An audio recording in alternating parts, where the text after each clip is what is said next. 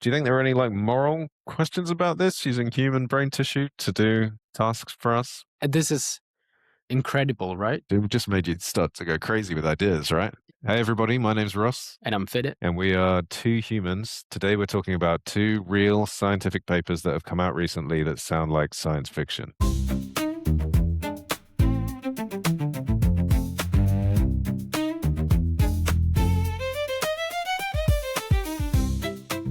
So today we're going to talk about two papers that came out recently this year, and they kind of are two sides of the same coin. They're mirror images of each other because the first one is about using brain tissue to do computing. So they're taking neurons and brain tissue and they're making it do games and computing tasks. And the second paper we're going to talk about is where they mapped the brain of a fly inside a computer. And then using that map, they were able to see the different fly behaviors and ultimately simulate a fly inside a 3D world that then walked around and behaved like a fly. So these two papers are kind of connected to each other in the sense that one is biological cells doing computing, and the other is a computer simulating a biological creature. Yeah, this sounds incredible. And I think that there are some serious implications for the future, which hopefully you'll be able to tell us more about. So why don't we start with talking about the brain tissue being used to do computing tasks? Fantastic. So we have living neural tissue that is being used as computer hardware. And this is a field that you were explaining to me that it's several years that have been under development. When did this start? Yeah. So when I have worked in regenerative medicine in some labs, I worked at this several years ago. It's a new kind of field where they can produce organoids or different types of cells from stem cells. The first paper back in 2022 was by a group called Kagan. Kagan et al. Was using neurons in vitro, which means just in the lab, not kind of growing them into bigger structures, just neurons on their own. And they were basically plugging these neurons into little microelectrode arrays. So they had information in and they could get information back out. And they were making the neurons play Pong. So these neurons were given sort of a feedback loop. So if they won the game, they were given a positive feedback. And if they lost the game, they were given a negative feedback. And they could play Pong. Not perfectly, but relatively well. Looking at the paper, I was particularly fascinated by the feedback loop. So the idea that a neuron that doesn't have the ability to think itself can make decisions through electric impulses and then receive a feedback loop. So the input that the neurons was receiving is the position of the ball in time through different electric impulses, and then the neuron is deciding what to do based on electric outputs. And then through this feedback loop learns what type of outputs it needs to do in order to match the ball in different positions. And I thought that this was quite fascinating.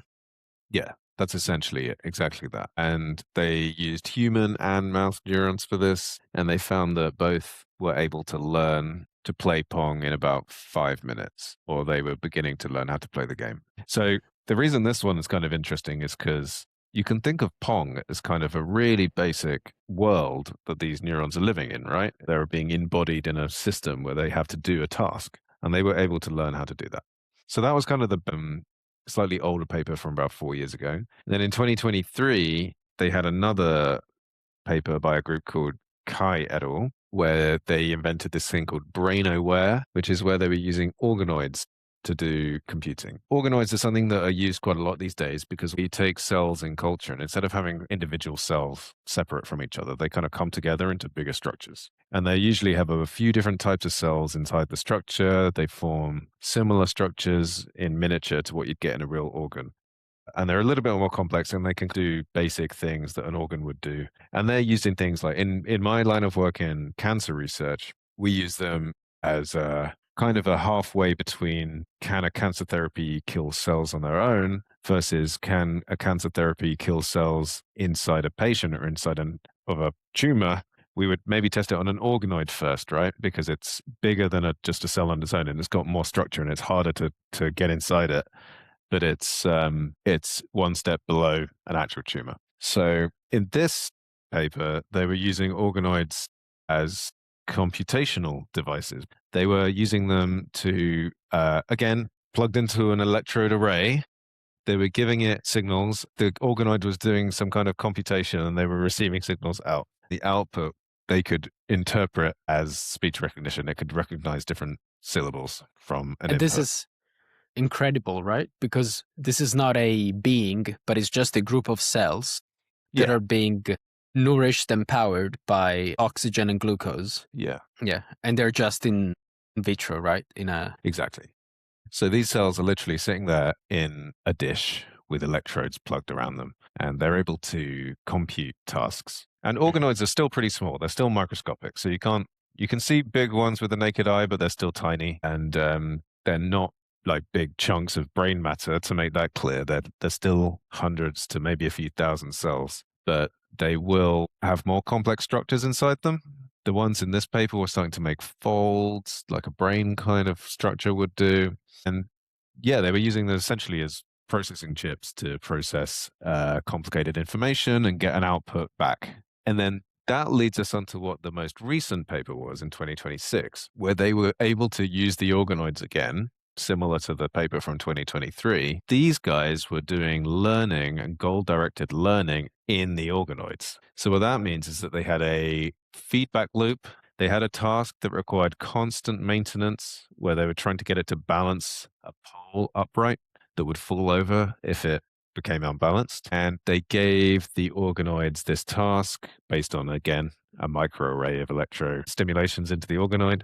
And the organoid was able to do the task. When it was trained how to do it, it had a 46% win rate. When it didn't have any training, it had a 4% win rate, which means that the organoid was learning how to do the task, right? And then after 45 minutes of resting, it was back to baseline. So it was bad at the task again. So the organoid was learning and then forgetting how to do it, essentially. Yeah. So this also touches on the concept of memory. So does this mean that the organoid doesn't have a way to store the memory unless it's continuously building on it? Yeah, probably not. I think it has sort of short term ability to take in the training, but it doesn't have long term memory storage at this point.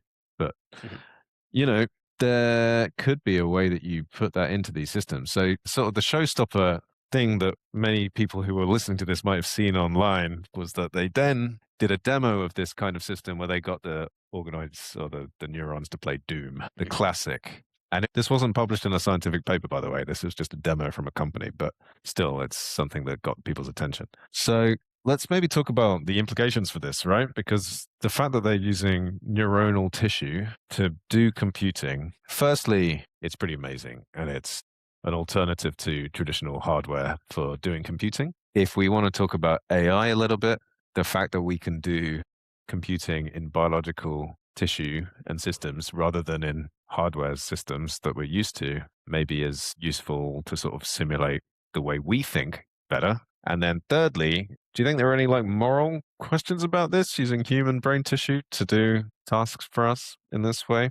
These things are tiny. It's like using individual neurons. But when you start making them bigger and bigger and giving them more and more computing power, you start to wonder if there's a sort of a moral issue with that, right? I think if you said we're using human brain power to power our computers, this starts to sound a bit slightly wrong. What do you think? My intuition suggests that there is nothing wrong from a moral perspective because these neurons are not necessarily being mistreated or hurt in the process.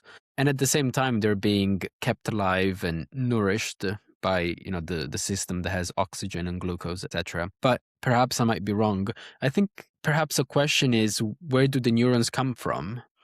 And how are they created and how are they maintained? Usually they make these from stem cells because obviously you can't take a human neuron out of a person and then culture it. It wouldn't be very good for the person involved. So what you can do is take a stem cell. A stem cell is a cell that could become any other type of cell, and then you give it certain differentiation conditions, and it will turn into what you want it to turn into. So you can make them turn into neurons, basically, Hmm. with signals Okay. and chemical feedback. As they grow, they'll be given the signal, turn into a neuron now. So these don't come from people in that sense. They came from people in the original cell that was taken as a sample, but they're not neurons taken from a person's brain. But I think the question really is, if they're capable of anything beyond the commuting task that they were given, right? Obviously, if they were able to feel pain or had any kind of conscious awareness whatsoever. But that's not what these are doing. These are microscopic, tiny little balls of cells.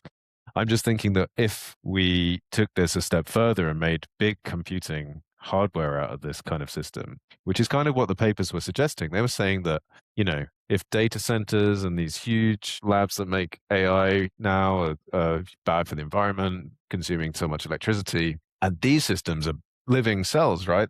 They're eating sugar and living off oxygen. They're totally different. So could it be a way that we do a lot of this computing processing that we need to do these days without taking up all the electricity and all of the downsides that come with the physical data centers that we've been talking about in some of our other episodes? I mean, I think it probably would be a consideration. If you have to be careful that you don't let it develop into something that's capable of other unexpected things, thoughts and feelings. Yeah, I'm not sure about the consciousness barrier. Obviously, we had a full discussion about whether AI is conscious or not. But I think that from an hardware perspective, it is definitely interesting because now we're comparing the cost of sugar, oxygen, and very little electricity against the cost of having data centers or, very large computers. For this one as well, you have to also bear in mind that just because something might be morally fine if you know all the details about it. So, things like using a virus to kill a bacteria is possible. And they've talked about doing that as an alternative to antibiotics. But to the public and to patients who receive that, they don't want to hear that they're getting a virus. We're giving you a virus to treat a bacteria infection. They're like, well, that's even worse. They don't know what that necessarily entails. So you have to think about, would people accept the idea that we're using human brain tissue to do our computing for us? I don't know. Yeah, there is probably some consideration on the way this is explained to the public. I was just thinking, in my opinion, perhaps I'm wrong, but the advantage of having an organoid made of neurons is that the synaptic connections between the neurons can change in time. And so we have a brain that to some extent is malleable, and so it can optimize itself or change the way that it operates. And so it's kind of like upgrading the operating system to be extremely more efficient, which is something that obviously computers can do from a software perspective, but they cannot do from a hardware perspective. If there is a limited amount of memory or a specific hardware construct within the computer, that cannot be changed. Yeah. So could this perhaps be one of the strengths and unique selling points of this technology going forward? Yeah, true. We're talking several decades down the line here. I think the nice thing about organoids is, they're very plastic. Not plastic like the material. They're plastic as in they're flexible. They seem to be able to basically compute whatever they need to because they're like, human brains. They can be flexible and they can adapt to the task at hand, right? And then this recent paper showed that the brains were capable of learning, even though these organoids only learn temporarily. They were able to kind of take in the feedback and remember it for a little while. And the interesting thing about organoids is that we don't always really know how they work. You kind of put the cells together and they come and form an organoid, but they kind of do that themselves, right? And it's a bit like inside the organoid, when the synapses are learning and changing, we still don't really understand how they work in human brains. So same goes for these organoids, right? Not dissimilar to how some AIs work, I suppose. We don't necessarily understand exactly what's going on inside them all the time. Yeah, organoids are quite mysterious little things sometimes, but they are used more and more in cancer research and many other fields to simulate organs in a smaller scale. So, but we don't know exactly how they know how to come together into the shape.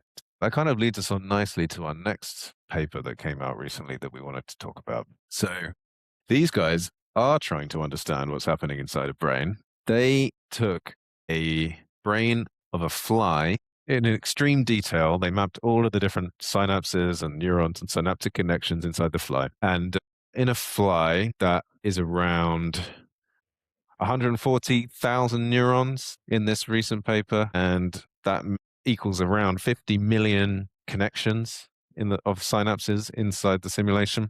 It's called a connectome because it's all of the different connections that exist inside the brain. And then they were able to see the behavior of the fly mapped onto the neurons. So they could see inside this map of the fly's brain, things lighting up when the fly's behavior was simulated to happen. When the fly flapped its wings, they could see one part of the brain light up. When the fly extended its feeding tube, they could see another part of the brain light up. And the interesting thing was the connections between the things. So they would show the fly brain a food source, and they could then see the part light up to do with the feeding tube. So the connections were working. The fly's brain was working like it did in a real life fly, right? The parts were connected to each other, as you'd hope and expect, and they could see stimulation resulting in an output of the fly in exactly the same way as it would have done in real life. Mhm. And I think this is extremely important because we keep saying that the brain is nothing but a series of electric impulse between neurons. And what this study has shown, which I think Schlegel et al. 2024 is what we're referring to, shows that now we can perfectly or almost perfectly represent the brain of a fly and then pinpoint exactly which neurons are firing as the Yeah. fly making specific actions.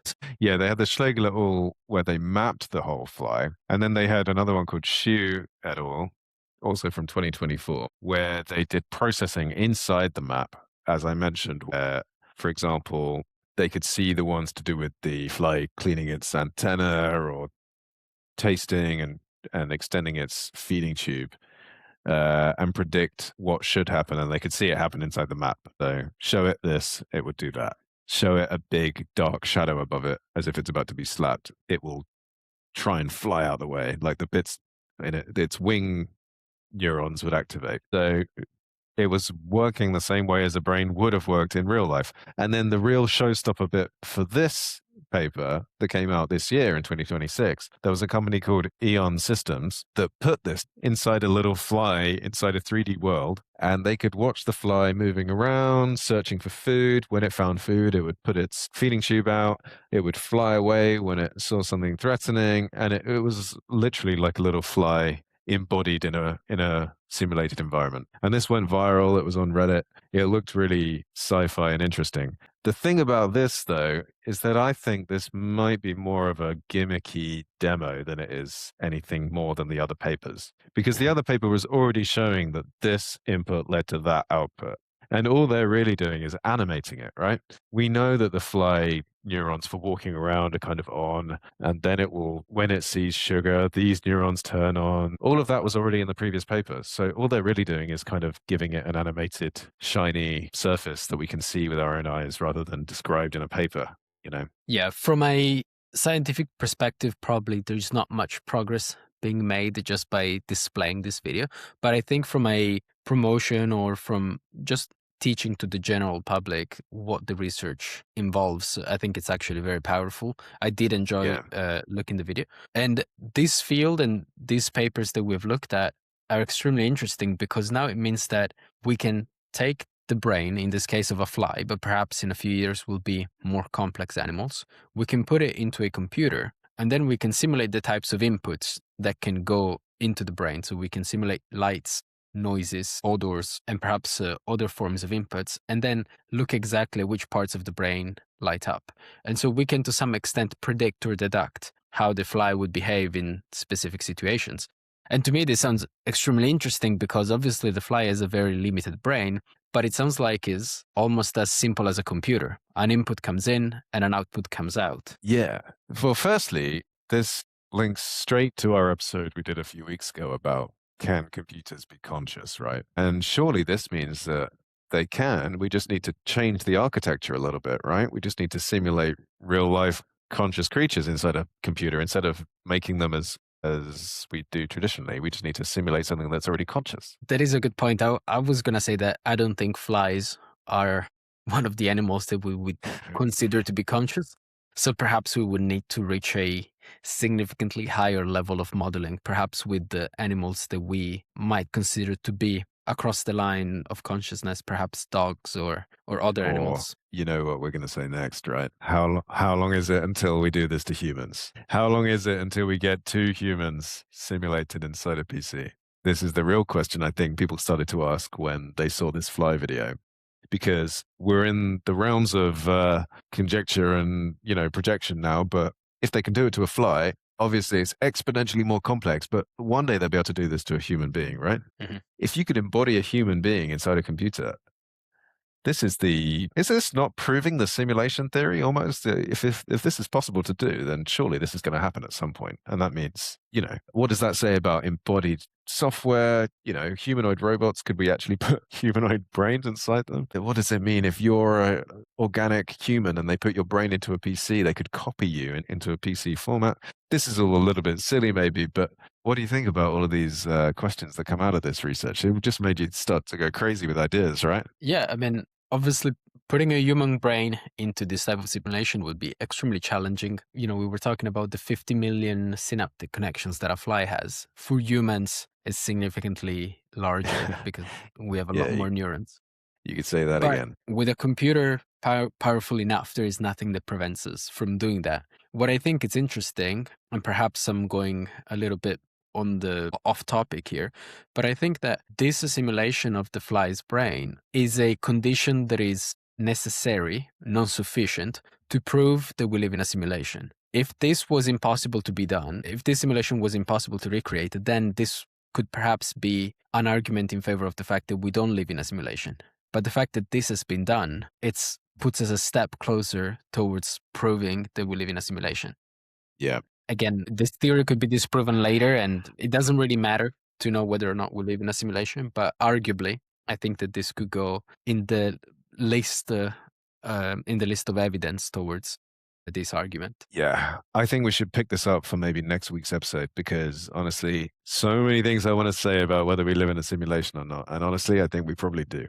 But to focus on this last one to end the episode a little bit, I think, yeah, it is super interesting to think about the future aspects of this that could come out of this paper.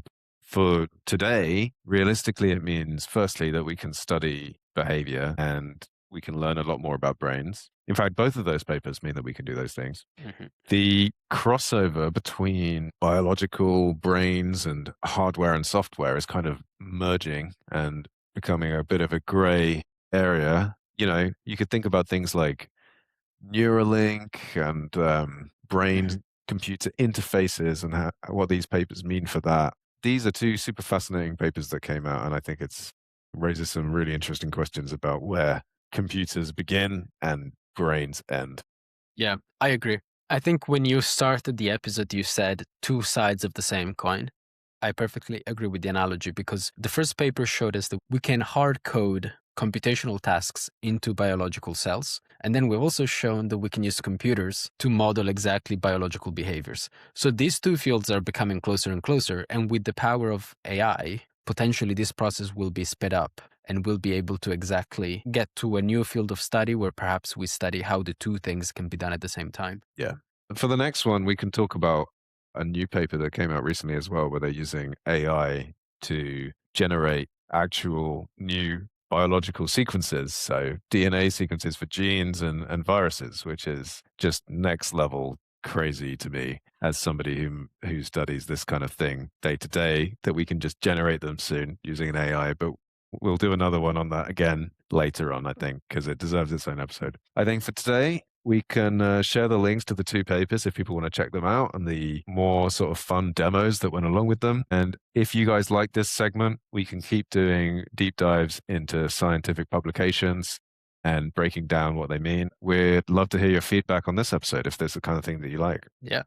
Thank you, Ross, for taking the time to choose the papers and explain them to me and to everybody. It was great to, having your knowledge, as a PhD immunology researcher and explaining us how some of these technologies work. So I really appreciated the time you put into this. Thank you. My pleasure. It was really fun to look at these papers as well. So see you next week and thanks for listening. Thank you. Bye.